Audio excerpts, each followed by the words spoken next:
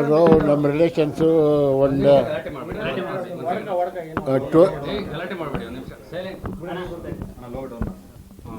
ನಮ್ಮ ರಿಲೇಷನ್ಸು ಒಂದು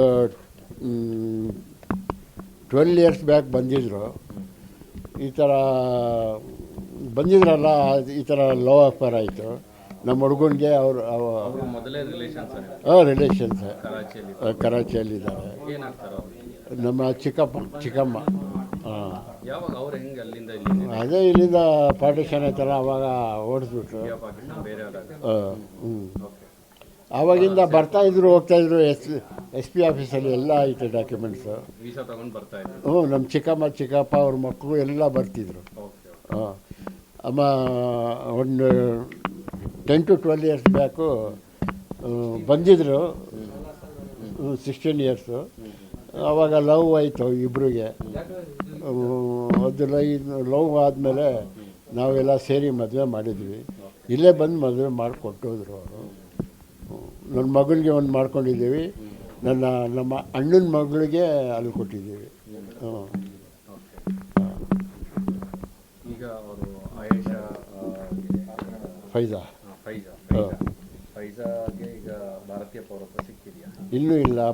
ಇನ್ನೇನು 6 ಮಂತ್ಸಲ್ಲಿ ಕೊಡ್ತೀನಿ ಅಂತ SP ಆಫೀಸಲ್ಲಿ ಹೇಳಿದ್ದಾರೆ ಅವರು. ಈಗ ಭಾರತದಲ್ಲಿ ಕಾಲಗಾವಲ್ಲಿ ಉಗ್ರರ ಅಟ್ಯಾಕ್ ಆಯಿತು.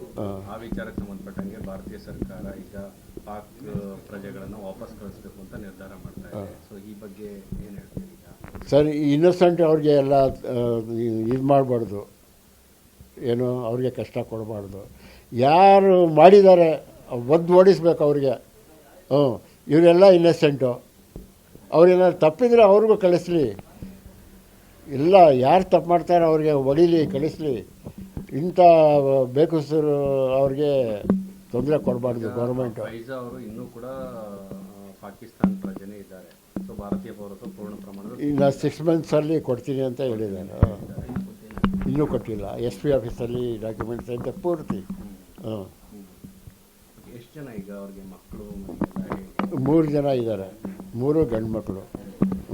ಅವ್ರಿಗೆ ಇಲ್ಲಿ ಯಾವುದೇ ಸರ್ಕಾರಿ ಸೌಲಭ್ಯಗಳು ಎಲ್ಲ ಸಿಗ್ತಾ ಇದೆಯಾ ಫೈಜಾ ಅವರಿಗೆ? ಫೈಜಾಗಿಲ್ಲ, ಅವರು ಹಸ್ಬೆಂಡ್ಗೆ ಸಿಕ್ಕತ್ತೆ.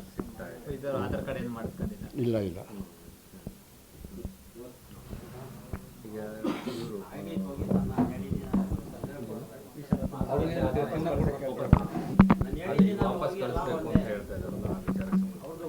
ಇನ್ನೋಸೆಂಟ್ಗೆಲ್ಲ ತೊಂದರೆ ಕೊಟ್ಟರೆ ತುಂಬ ಬೇಜಾರಾಗತ್ತೆ. ಗೌರ್ಮೆಂಟ್ ಸ್ವಲ್ಪ ನಿಗಾ ಮಾಡಬೇಕು. ಯಾರು ಕಷ್ಟ ಕೊಟ್ಟಿದ್ದಾರೆ ಅವ್ರಿಗೆ ಓಡಿಸ್ಲಿ.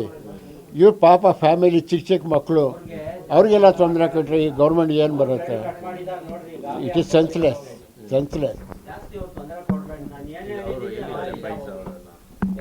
ಏನು, ನಮ್ಮ ಮಿಸ್ಸಸ್ಗೆ ಹಾರ್ಟ್ ಒಂದು ಸ್ವಲ್ಪ ಪ್ರಾಬ್ಲಮ್ ಇತ್ತು. ಏನೋ ಹೆಲ್ತು, ನನ್ನೆಲ್ಲ ಶ್ರೀದೇವಿಯಲ್ಲಿ ತೋರಿಸ್ತಿದ್ವಿ. ಅದೇನೋ ಒಂದು ಸ್ವಲ್ಪ ಪ್ರಾಬ್ಲಮ್ ಇತ್ತು. ಕರ್ಕೊಂಡೋಗಿದ್ದಾರೆ. ಬೆಂಗಳೂರಿಗೆ ಹೋಗಿದ್ದಾರೋ ಸಿರಾಗೇಡ್ಗೆ ಹೋಗಿದ್ದಾರೋ ಗೊತ್ತಿಲ್ಲ. ಏನು ಹಾರ್ಟ್ ಪ್ರಾಬ್ಲಮ್ ಆಗಲೇ 1 ತಿಂಗಳಿಂದ ಇತ್ತು. ನೆನ್ನೆ ಶ್ರೀದೇವಿಯಲ್ಲಿ ತೋರಿಸಿದ್ವಿ. ಅವ್ರೇನೋ ಒಂದು ಸ್ವಲ್ಪ ಮೈನರ್ ಪ್ರಾಬ್ಲಮ್ ಇದೆ ಅಂತ ಹೇಳಿದರು. ತಿರ್ಗಾ ಚೆಸ್ಟ್ ಪೇನ್ ಶುರು ಆಯಿತು. ನಾನು ಶಾಪ್ಗೆ ಹೋಗಿದ್ದೆ, ಕಸ್ತೂರಿಬಾಗೆ. ನನಗೆ ಒಂದು ಸ್ವಲ್ಪ ಪ್ರಾಬ್ಲಮ್ ಇತ್ತು ಶುಗರಿಂದು. ಅದು ತೋರ್ಸೋಕ್ಕೆ ಹೋಗಿದ್ದೆ. ಅವರು ಅಲ್ಲಿಂದ ಬೆಂಗಳೂರಿಗೆ ಹೋಗಿದ್ದಾರೋ ಸಿರಾಗೇಡ್ಗೆ ಹೋಗಿದ್ದಾರೋ ಗೊತ್ತಿಲ್ಲ. ಮೊಹಮ್ಮದ್ ಕಲೀಂ ಪಾಷಾ.